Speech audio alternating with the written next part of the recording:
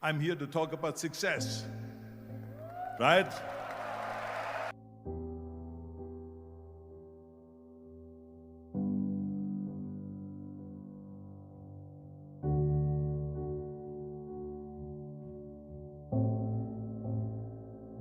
The first rule of success is to have a vision. You see, if you don't have a vision of where you go, and if you don't have a goal where you go, you drift around and you never end up anywhere. It's like you can have the best ship in the world, you can have the best airplane in the world. If the pilot or the captain doesn't know where to go, it would just drift around. It would not end up anywhere, or most likely in the wrong place. So I was very fortunate that I stumbled onto my vision.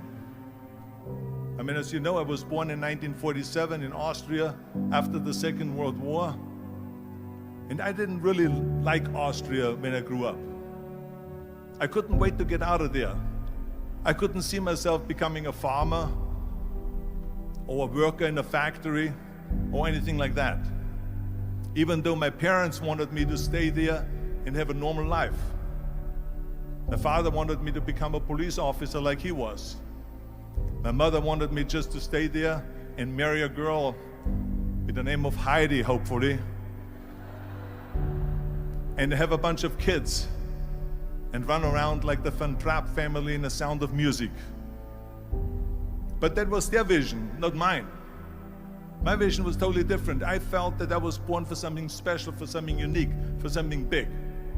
Do you know how great it felt that I knew where I was going? Imagine the majority of people don't know where they're going. When you have a goal, when you have a vision, everything becomes easy. Because remember that in America, for instance, when you study, you will see the percentage of people that like their jobs. 74% hate their job in America. Now, there is not much different when you come to Europe. The majority of people don't like what they're doing because they're really not doing it because they didn't have a goal and they followed this goal. They just aimlessly drift around, and then all of a sudden there's a job opening, so they get that job because you have to work. But then when you work, it's a chore. It's work. It's not fun. So if you think about, only a quarter of the people really enjoy what they're doing in life. That is unbelievable if you think about it. So I felt so blessed that I knew what I was doing. It's like a medical student that studies and knows he wants to become a doctor. You know where to go. So I knew where to go. So people always ask me, when they saw me in the gym in the pumping iron days, they say, why is it that you're working out so hard? 5 hours a day, 6 hours a day, and you have always a smile on your face. The others are working out just as hard as you do, and they look sour in the face. Why is that? And I told people all the time, I said, because to me, I'm shooting for a goal. In front of me is the Mr. Universe title. So every rep that I do gets me closer to accomplishing that goal, to make this goal, this vision, turn into reality. Every single set that I do, every repetition, every weight that I lift will get me a step closer to turn this goal into reality. So I couldn't wait to do another 500-pound squat. I couldn't wait to do another 500-pound bench press. I couldn't wait to do another 2,000 reps of sit-ups. I couldn't wait for the next exercise, for the next half hour of posing and all the kind of things that you have to do to be a champion. And with the age of 20, I went to London and I won the Mr. Universe contest as the youngest Mr. Universe ever. And it was because I had a goal. So let me tell you something, visualizing a goal and going after it makes it fun. You got to have a purpose no matter what you do in life. You got to have a purpose. So that's rule number one, have a vision. Rule number two is, don't listen to the naysayers. Don't listen to the naysayers.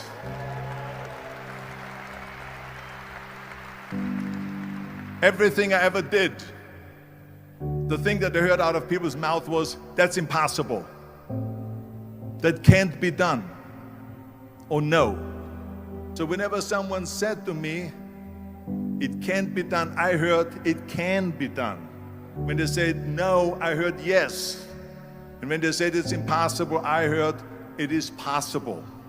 I'm a strong believer of what Nelson Mandela said, that everything is always impossible until someone does it.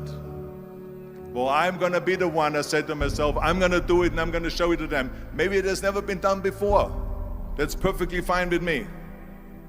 But I'm going to do it. And I did not listen to the naysayers. The next thing, the third point that I'm going to make to you is, before we sit down with Jürgen and talk about the rest of the three, is work your ass off. There is no magic pill. There is no magic out there. You cannot get around. You have to work and work and work. And it drives me crazy when people say that they don't have enough time to go to the gym for 45 minutes a day and work out, or to do something for 45 minutes to an hour a day to improve, if it is physically improve or if it is mentally to improve. Imagine you read 1 hour a day about history. How much you will learn after 365 hours in 1 year. Think about if you study about the history of musicians, of composers, how much you would know. Imagine if you would work on a business, on some business that you want to develop every day for an hour. Imagine how further along you will go and get. So it drives me nuts because when people say we don't have the time, we have 24 hours a day. We sleep 6 hours a day, so that gives you still 18 hours. And there's someone shaking their head out here in front. They say probably, I don't sleep 6 hours, I sleep 8 hours, right? Or just sleep faster.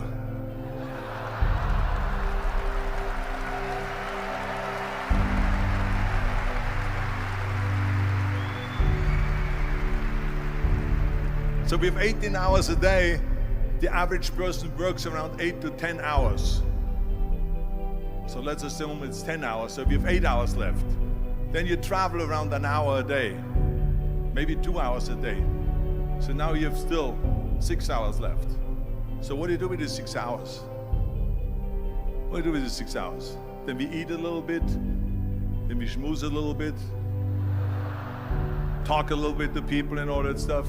But you can see how much time there is available if you organize your day. So you got to work hard. I mean, let me tell you something. When I went to America, I went to college. I went and worked out 5 hours a day. And I was working on construction. Because in those days in bodybuilding, there was no money. I didn't have the money for food supplements or anything. So I had to go to work. So I worked on construction. I went to college. I worked out in the gym, and at night from 8 o'clock at night to 12 midnight, I went to acting class 4 times a week. So I did all of that. There was not one single minute that I wasted. I became very friendly with Muhammad Ali in the 70s. And Muhammad Ali worked his butt off. And I saw it firsthand. And I remember that there was a sports writer that was there in the gym when he was working out and he was doing sit-ups. And they asked him, how many sit-ups do you do? And he said, I don't start counting until it hurts. Now think about that. He doesn't start counting his sit-ups until he feels pain. That's when he starts counting. That is working hard. And so you can't get around the hard work. It doesn't matter who it is. As a matter of fact, I believe what Ted Turner said, work like hell and advertise.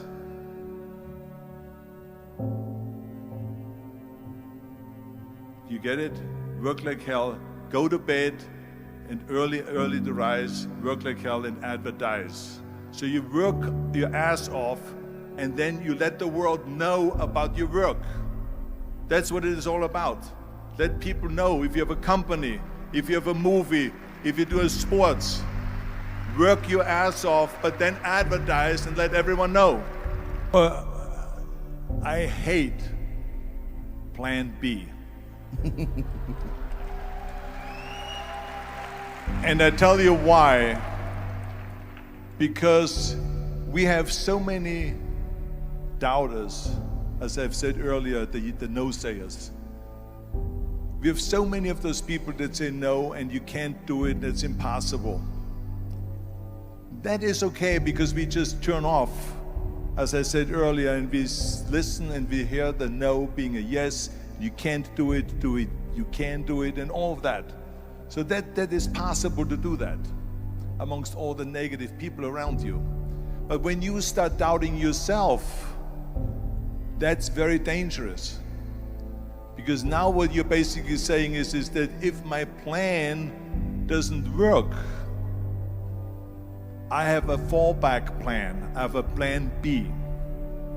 And that means that you start thinking about plan B, and every thought that you put into plan B, you're taking away now that thought and that energy from plan A.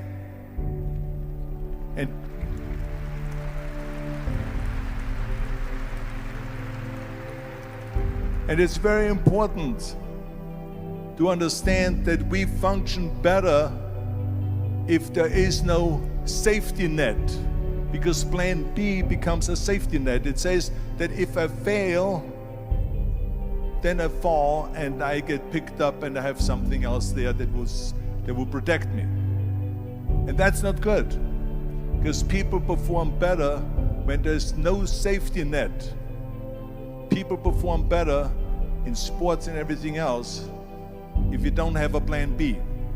To me, it is very dangerous to have a plan B, because you're cutting yourself off from the chance of really succeeding. And the reason, one of the main reasons why people want to have a plan B is because they are worried about failing. What is if I fail, then I don't have anything else?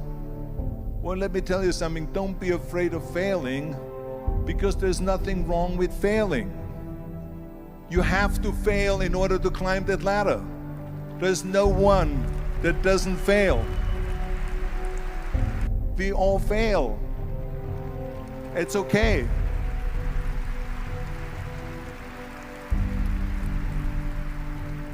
What is not okay is that when you fail, you stay down. Whoever stays down is a loser.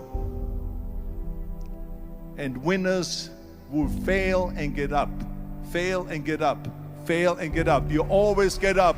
That is a winner. That is a winner.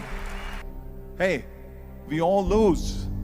We all have losses. This is okay. And this is why I say don't be worried about losing, because when you're afraid of losing, then you get frozen. You get stiff. You're not relaxed.